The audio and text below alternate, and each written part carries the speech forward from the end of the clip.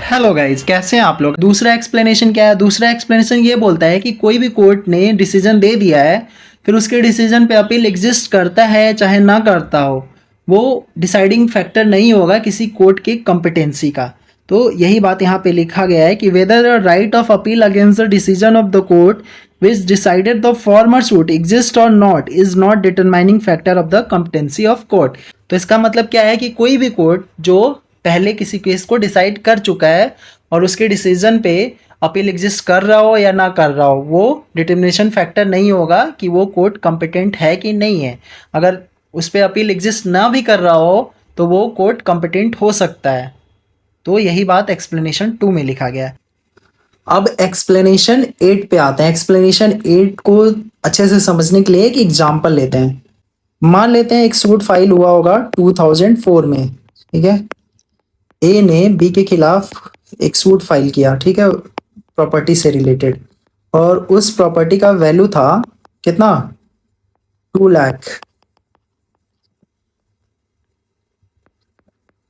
और जो कोर्ट का जुरिस्डिक्शन था उस टाइम वो क्या था, 3 लाख। अब सेम प्रॉपर्टी का केस आ गया 2019 में। ए ने फिर से सेम प्रॉपर्टी का केस फाइल किया बी के खिलाफ और वो प्रॉपर्टी का वैल्यू हो गया 15 लाख अब। और जो कोर्ट का जुरिस्डिक्शन है वो अब हो गया 20 लाख। तो अभी तो जो ये केस अभी 2019 में फाइल हुआ है, भले ही इसका कोर्ट का जुरिस्डिक्शन अभी 20 लाख का है और जो 2004 में फाइल हुआ था उस कोर्ट का जुरिस्डिक्शन सिर्फ 3 लाख का ही था, तो भी यहाँ पे रेस जुडिकाटा अप्लाई हो जाएगा। तो कोर्ट ये देखेगी कि जो अभी 2019 में केस फाइल हुआ है, अगर ये 2004 में फाइल हुआ होता तो क्या जो 2004 वाला केस है वहाँ पे जहाँ पे कोर्ट का जुरिस्डिक्शन 3 लाख का है, क्या वो उस टाइम पे इस केस को सुनने के लिए कॉम्पिटेंट होती। अगर होती तो अभी जो प्रेजेंट केस आया है 15 लाख के प्रॉपर्टी का, उस पर रेस जुडिकाटा अप्लाई हो जाता है। तो यहाँ पे लिमिटेड जुरिस्डिक्शन का बात किया गया है एक्सप्लेनेशन 8 में। तो इसको हम थोड़ा और डिटेल में पढ़ते हैं। अब ये एक्सप्लेनेशन 8 को समझने के लिए हम 2 केस का हेल्प लेंगे। रिचपाल सिंह वर्सेस दलीप पहला केस है, इसको हम समझते हैं। इसमें क्या होता है कि मान लेते हैं नाम हटा देते हैं, ए बी से या पी क्यू से ही इस केस को समझते हैं। मान लेते हैं एक ए होता है, वो बी के खिलाफ केस फाइल कर देता है कि ये जो बी के पास प्रॉपर्टी है इसका पोजेशन ए को दे दो। बी इसका टेनेंट है और बी को हटा दो। ए बोलता है मैं इसका ऑनर हूँ, मेरे को इसका पोजेशन दे दो। तो जो रेवेन्यू कोर्ट है वो बी को वहां से हटा भी देती है और ए को पोजेशन दे देती है अंडर लोकल टेनेंसी एक्ट। अब ये जो बी है ये तो डिस्पोज हो गया उस प्रॉपर्टी से। अब ये क्या करता है, ये चला जाता है बी किसके पास, सिविल कोर्ट के पास।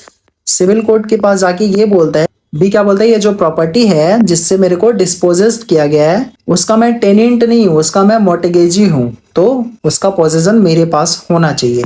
ये सिविल कोर्ट में बी बोलता है।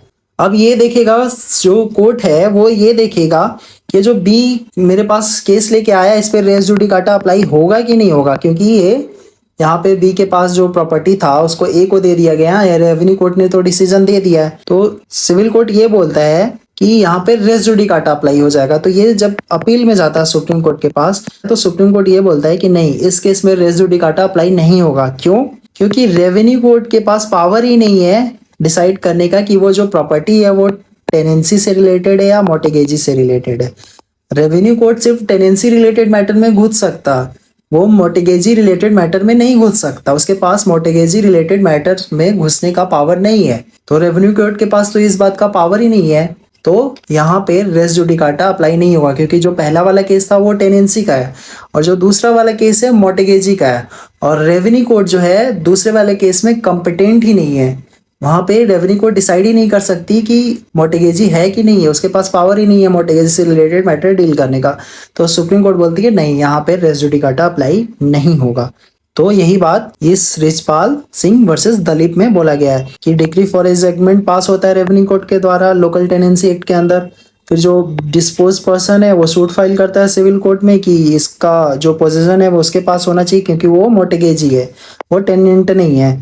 तो सुप्रीम कोर्ट बोलती है कि जो ये रेवेन्यू कोर्ट है ये इस क्वेश्चन को नहीं बता सकती, उसके पास पावर नहीं है कि जो प्लेंटिफ है वो टेनेंट है या मॉर्टिगेजी है। सो जो दूसरा केस आया उस पर रेस जुडिकाटा अप्लाई नहीं होगा। तो रिचपाल सिंह वर्सेस दलीप में यही बोला गया है कि to determine whether the previous decision of revenue court could operate as res judicata was to find whether the revenue court could have gone into the question being raised in the subsequent suit. If it could go to the res judicata will apply, if not it would not apply।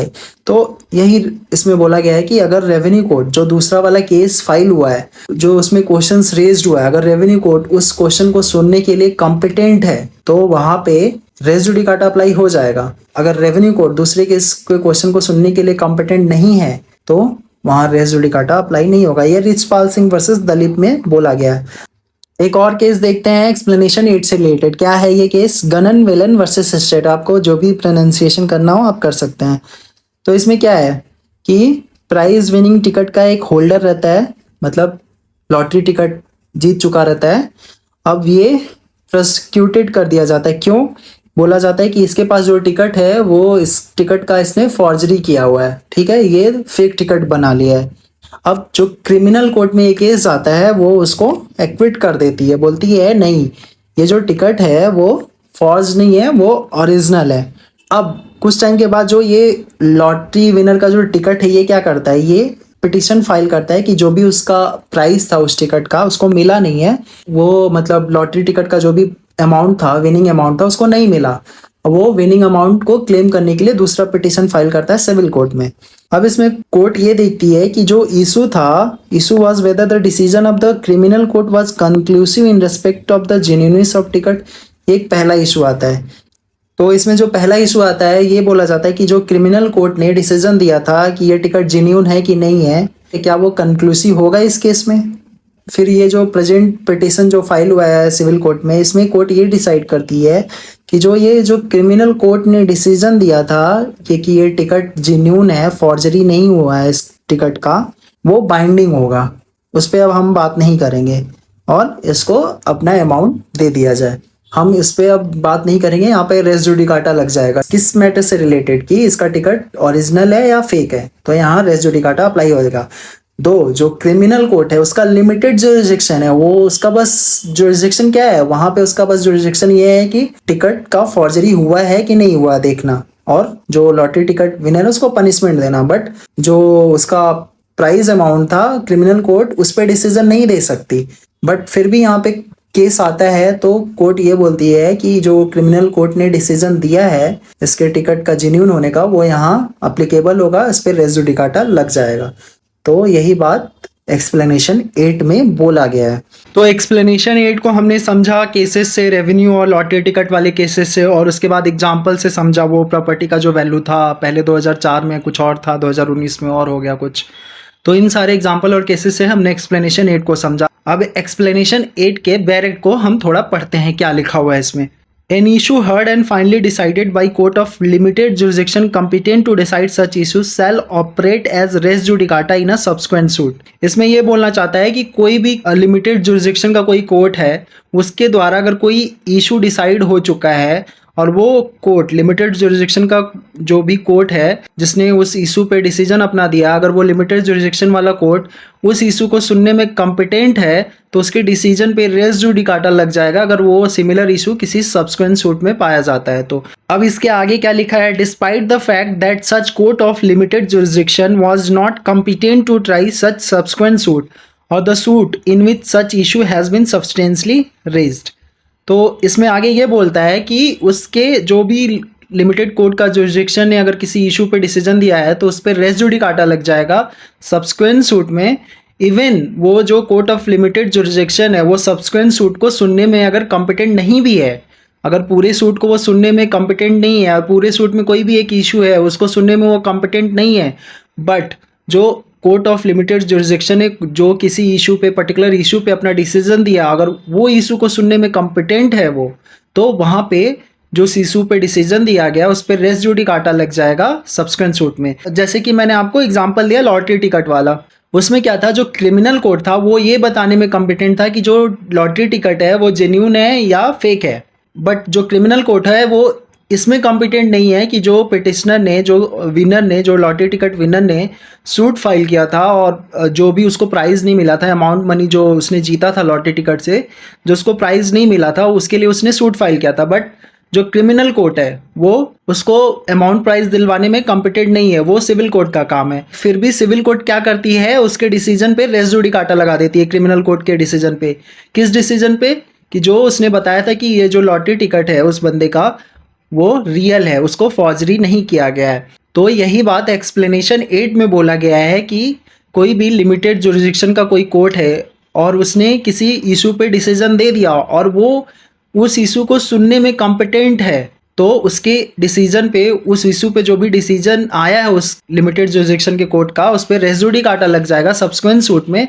Even पूरे suit को वो subsequent suit में पूरे suit को वो limited jurisdiction का court सुनने में कॉम्पिटेंट नहीं भी है तो लग जाएगा। जैसे क्रिमिनल कोर्ट का एग्जाम्पल दिया, और जैसे हमने रेवेन्यू कोर्ट का एग्जाम्पल देखा, उसमें क्या था कि जो पहला केस था वो टेनेंसी से रिलेटेड था, तो रेवेन्यू कोर्ट वहाँ कॉम्पिटेंट होती है। बट जो दूसरा केस है वो मोर्टगेजी का होता है, तो कोर्ट ये बोलती है जो दूसरा केस आया है इसमें कहीं भी रेवेन्यू कोर्ट कॉम्पिटेंट नहीं है डिसाइड करने में कि जिसने सूट फाइल किया था वो टेनेंट है या मोर्टगेजी है, वो रेवेन्यू कोर्ट के पास उसका पावर नहीं है, तो इस सूट में रेस जुडिकाटा अप्लाई नहीं होगा। बट क्रिमिनल कोर्ट वाले में क्या था, वहां पे क्रिमिनल कोर्ट पर्टिकुलर पॉइंट पे कॉम्पिटेंट थी ये बताने में कि ये टिकट जेन्युइन है या फॉर्जरी किया हुआ है, तो वहां पे रेस जुडिकाटा अप्लाई हो जाता है।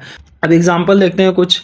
Revenue court exercising authority under the act can be held to be the court of limited jurisdiction, मतलब रेवेन्यू कोर्ट को हम लिमिटेड जुरिडिक्शन का कोर्ट मान सकते हैं।